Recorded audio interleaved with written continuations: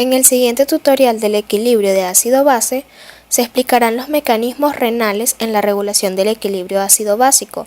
Se mencionará el valor normal del pH tanto en la sangre venosa como arterial, explicando así los mecanismos de los sistemas amortiguadores de los líquidos corporales.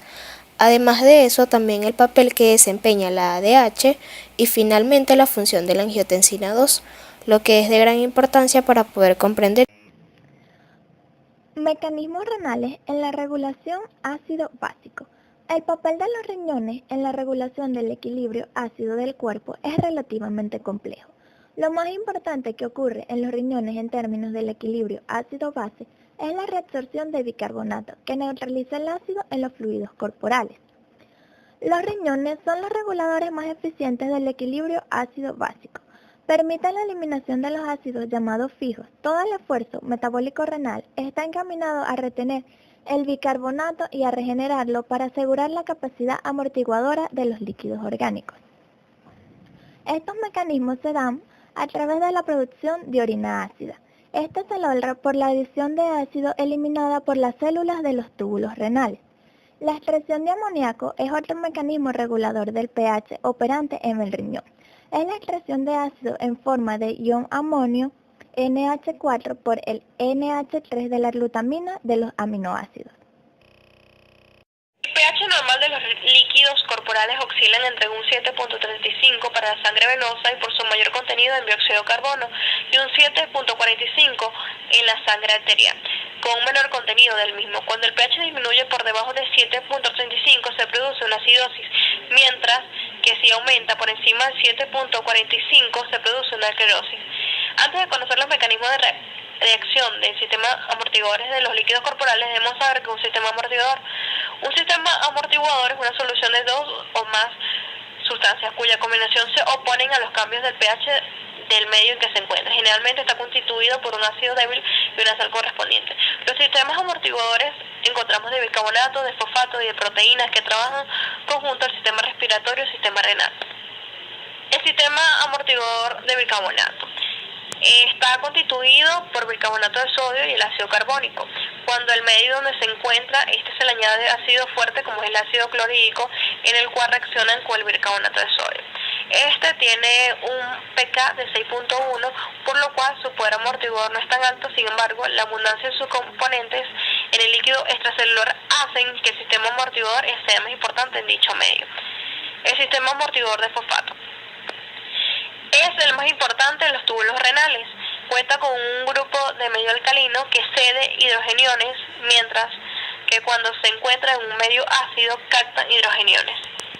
Está dado por su carácter anfortero. Los amortiguadores de proteínas, su pK tiene un valor cercano de 7.4, por lo cual tiene un gran poder de amortiguador y es el más importante en el líquido intracelular. Existen varios sistemas amortiguadores de proteínas y dentro de ellos se destacan el sistema amortiguador de la hemoglobina. Puede actuar como amortiguador proteico ordinario o como amortiguador especial debido a su función de transportadora de oxígeno, tanto por su abundancia en la sangre como por el hecho de circular a través de todos los tejidos del organismo. Es el amortiguador más importante en el líquido extracelular. El riñón proporciona el mecanismo regulador del pH más eficaz por su alta ganancia, ya que elimina del organismo los excesos tanto de hidrogeniones como de bicarbonato, generando nuevo bicarbonato, y su acción no tiene límite de tiempo. En condiciones de pH normal, el riñón elimina excesos de hidrogeniones.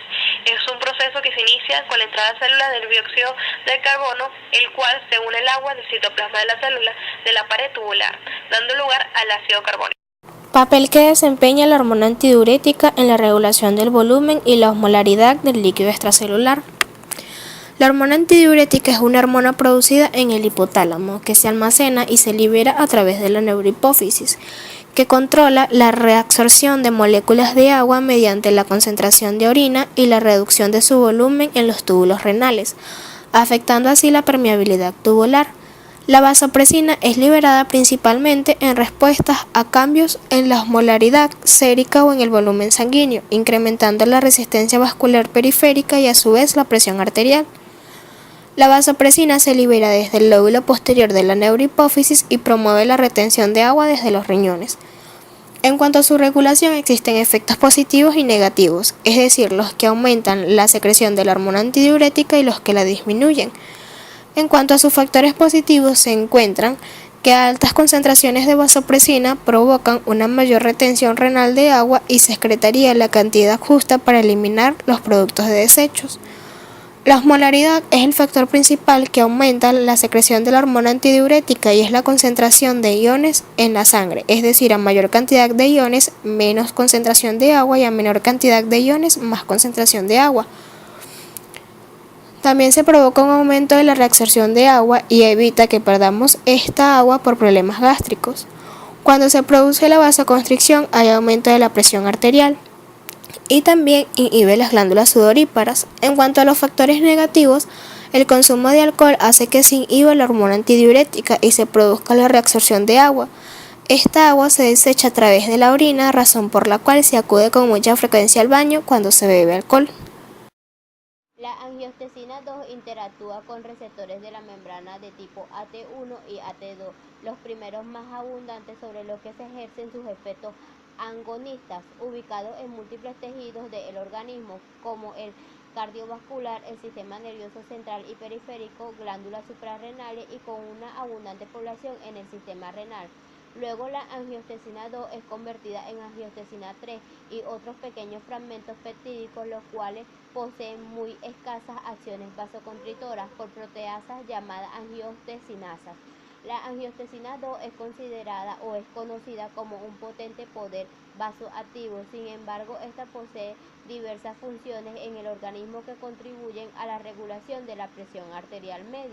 Por otro lado, cabe destacar que la angiotensina 2 lleva a cabo sus efectos constrictores sobre las arteriolas tanto aferentes como eferentes. La prostaglandina aumenta el flujo sanguíneo de la corteza renal y disminuye el flujo sanguíneo de la médula renal.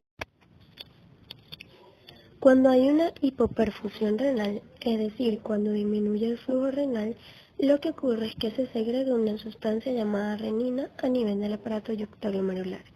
El aparato yuxtaglomerular tiene una arteria aferente, un ovillo capilar, una arteria aferente y esta está rodeada por la cápsula de Bowman.